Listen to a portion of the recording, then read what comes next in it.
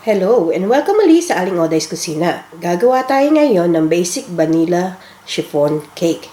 And here are the following Butter, we got ingredients. egg yolks, sifted cake flour, milk, sugar, vegetable oil, canola oil, or any oils that you prefer. Salt, vanilla, baking powder. Para naman sa ating egg whites, we got egg whites, sugar, cream of tartar. So, kung mapapansin nyo, nakababad yung egg natin sa water kasi malamig dito. Kailangan ang ating egg ay nasa room temperature. For the recipe and exact measurements, pakicheck na lang yung description box para sa link. So, gagamit tayo ng 9-inch ungreased baking pan. So, mag-preheat na rin tayo ng oven sa 175 degrees Celsius or 350 degrees Fahrenheit. So, etong ating cake flour, na-sift ko na ito. So, i-sift pa natin yung the rest of the dry ingredients. Yung baking powder, yung salt, at yung sugar. And we'll mix it well. Then, we'll mix it together.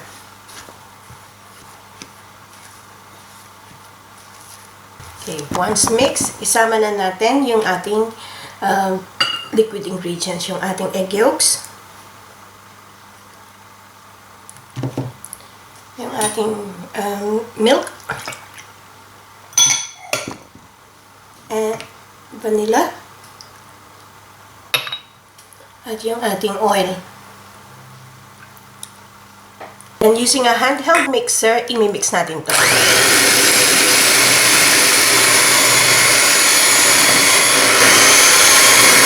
So, pag ganitong smooth and lump-free na ang ating butter, we'll set this aside. Then, mag-proceed naman tayo sa ating egg whites. Itong ating egg whites, kailangan room temperature. At ang ating whisk attachment, make sure na clean ito at dry and without traces of any oil. So, mag-beat na natin to sa high speed. Then, i-add na natin yung cream of tartar.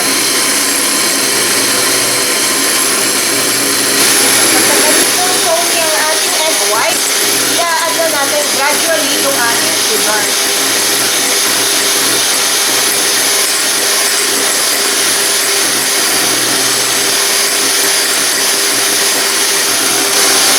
And then we'll continue to beat this hanggang ma-reach natin ang stiff cake.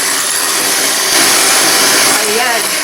Na-reach na natin ang ating stiff cake. So, makita nyo tayong tayo. So, we'll proceed to our next step. So, itong ating butter, maglagay lang tayo ng konting egg whites. Siguro mga 1/3. Then, i-fold lang natin. Para maging even lang yung ating butter.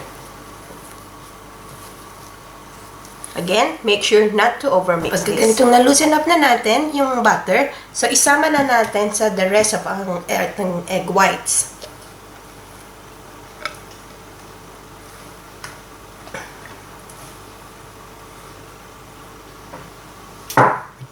And then, we'll continue to fold.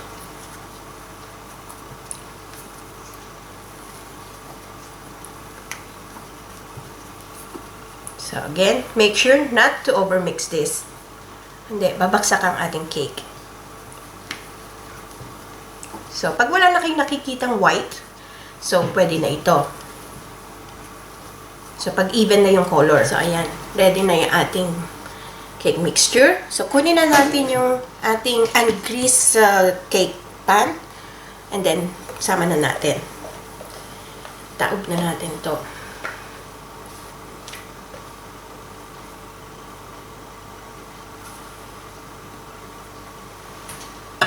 So, make sure na i-even natin.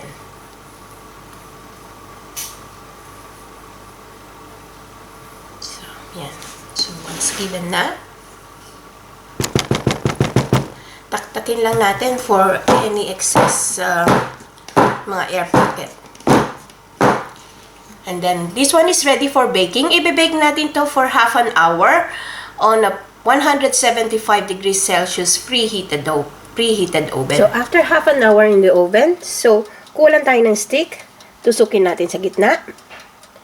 When it comes out clean, pwede na ito. And Pwede then, na. we'll cool this down completely sa ating cooling rack bago natin tanggalin sa ating baking pan. So, ito na yung cake na cool down na natin completely. So, i-release na natin. Using a knife, paikutan lang natin yung sides. And then, itaob lang natin dito sa ating cake platter. Then, release natin.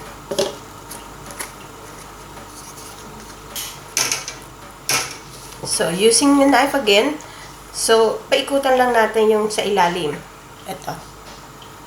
Para ma-release yung cake.